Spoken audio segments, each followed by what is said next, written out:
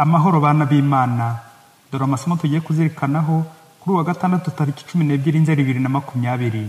Isomo rya mbere niryo mu ya mbere Paulo mutagatifu yandikiye Abanyakorinti, umutwe wa 10 murongo wa 14 kugeza ku 22. Nkuramutima zanjye nimwirinde gusenga ibigirwamana. Reka mbabwire nk'abaciye akenge, namwe ubwanyu mwirebere ukuri kw'ibyo mvuga. Mbese inkongoro y'umugisha tunyweraho dushimira Imana so gusangira amaraso ya Kristo, n'umugati tumanyurira hamwe so gusangira umubiri wa Kristo. Kubera uwo mugati umwe, nubwo twebwe turi benshi, tugize umubiri umwe, kuko twese nyine duhujwe n'umugati umwe. Nimurebere ku rubyaro rwa Isiraheli. Mbese abarya ku bitambo byatuwe ntibaba bunze ubumwe n'urutambiro? Mbese mvuga iki? Ko inyama zatuwe ibigirwamana hari icyo zivuze, cyangwa se ko ikigirwamana hari icyo kimaze? Ashwida, kuko ibyo bitambo byabo atari Imana babitura, ahubwo biturirwa Sekibi, kandi sinshaka ko mugirana ubusabane nawe. Ntimushobora kunywera icyarimwe ku nkongoro ya Nyagasani no ku nkongoro ya Sekibi. Ntimushobora kubangikanya ameza ya Nyagasani n'aya Sekibi. Cyangwa se twaba dushaka kwikururira ishyari ry'Imana? Twaba se tuyirusha amaboko? Iryo ni ijambo ry'Imana. Zaburi ni 116. Mana yanjye, nzagutura igitambo cy'ishimwe. Ibyiza byose Uhoraho yangiriye rwose nzabimwitura nte? Nzashyira hejuru inkongoro y'umukiro, kandi njye niyambaza izina ry'Uhoraho. Nzagutura igitambo cy'ishimwe, kandi njye niyambaza izina ry'Uhoraho. Nzarangiza amasezerano nagiriye Uhoraho imbere y'iteraniro ry'umuryango we wose. Ivanjili yanditswe na Luka, umutwe wa 6 murongo wa 43 kugeza ku 49. Muri icyo gihe abwira abigishwa be ati: nta giti cyiza cyera imbuto mbi, nta n'igiti kibi cyera imbuto nziza. Igiti cyose kirangwa n'imbuto zacyo. Koko nta usoroma imitini ku mahwa, nta n'usoroma imizabibu ku bitovu. Umunyamico myiza avana mu mutima we ibyiza bibitsemo, n'umunyamico mibi avana mu mutima we ibibi byawusabitse. Kuko akuzuye umutima agasesekara ku munwa. Ni iki gituma mumpamagara ngo mwigisha, kandi mudakora ibyo mbabwira? Umuntu wese ungana akumva amagambo yanjye kandi akayakurikiza, reka mbere cyo namugereranya. Amaze nk'umuntu wubatse inzu, agacukura akageza ku rutare, akarugerekaho amabuye y'ishingiro. Umwuzure uteye, umuvuyiro hakuri iyo nzu, ariko ntiyanyeganyega, kuko yari yubatse neza. Naho rero umva amagambo yanjye ntayakurikize, ameze nk'umuntu wubatse inzu ku butaka, ashinga imiganda yayo ahadakomeye. Umuvuyiro shyeho ihera ku itemba, maze aho yariri hahinduka itongo. Iyo ni Ivanjili ntagatifu. Yezu Kristo akuzwe bavandimwe. Amasomo y'ejo yadufashe kuzirikana ku bantu babiri y'intagereranywa, pessimiste na optimiste. Aho twibanze cyane kuri pessimiste, wa muntu upinga ibintu byose abantu n'ibintu akabinenga, avuga ko byose ari bibi. Uyu munsi rero turibanda kuri optimiste, ikirenga mu bwiza, superlatif du bon. Umuntu mwiza ubona ikibi akakigaya, akakireka, agashima icyiza kandi akagikurikiza. Turibanda rero ku ngingo igira iti kuba umuntu mwiza. Umunsi umwe umugore w'umukristo wari waragowe n'urushako yagiye ku mujyanama w'uruhu kumugisha inama.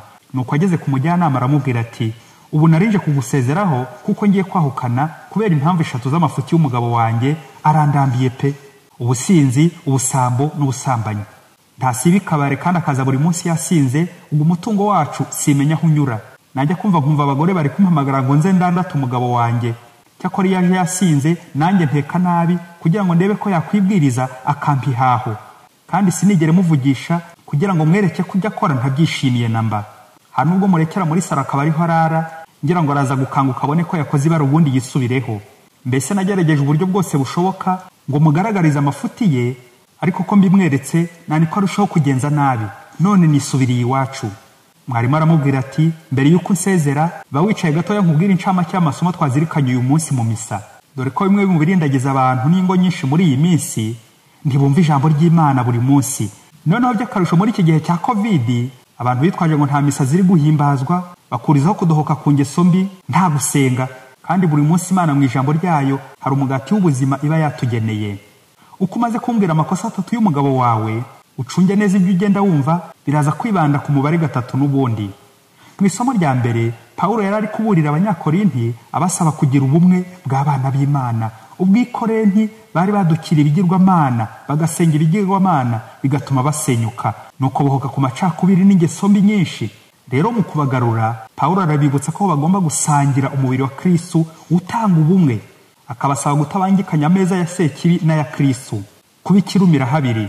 Bitwibutsa y'ameza 3 abashakanye bagomba gusangiriraho buri munsi: ameza y'ikiryamo, uburiri, ameza y'ifunguro, ibiryo, n'ameza y'isengesho, igitambo cya misa, umubiri wa Kristo, ijambo ry'Imana, n'andi masengesho abafasha kwitagatifuza.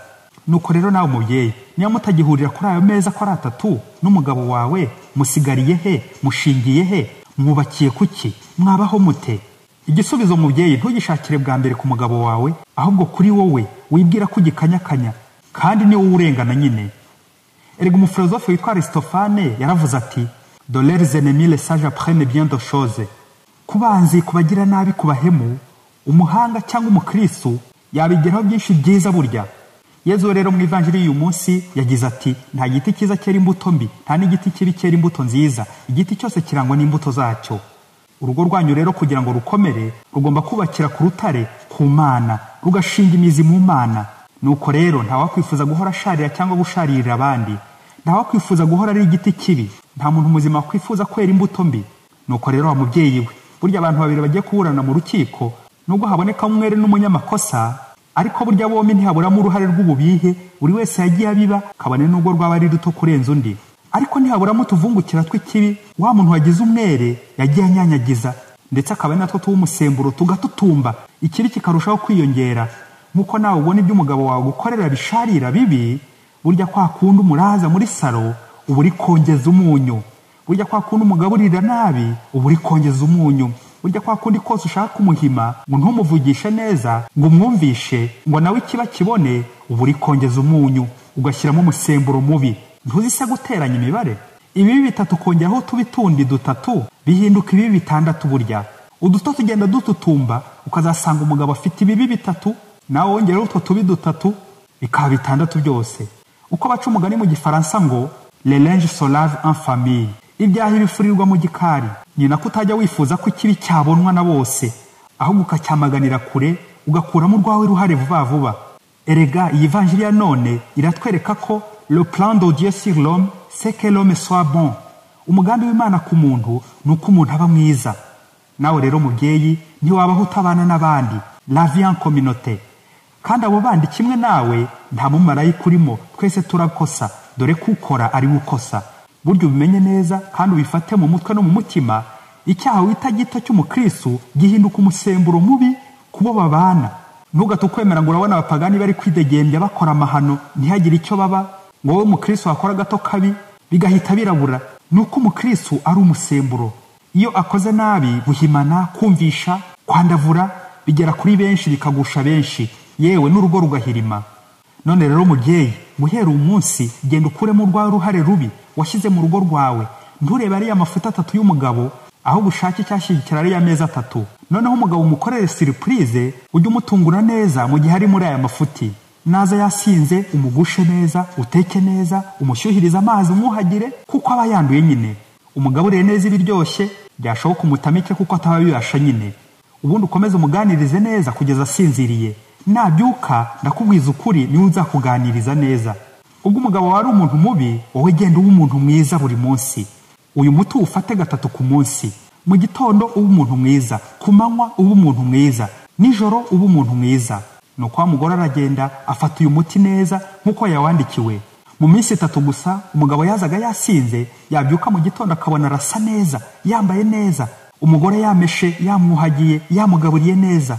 Noneho umugabo akaba ari isoni zica, akabyuka yishimye, akirirwa yishimye, akaryama yishimye. Nuko yatangira kuvugisha neza umugore, bigeraho yumva atajya muva iruhande, kuko abona urugwiro umugore amufitiye koko. Ntiyongeye gusubira no muri zangeso mbi. Nawe aba umuntu mwiza, na wa mugore ntiyongeye gutekereza ibyo kwahukana.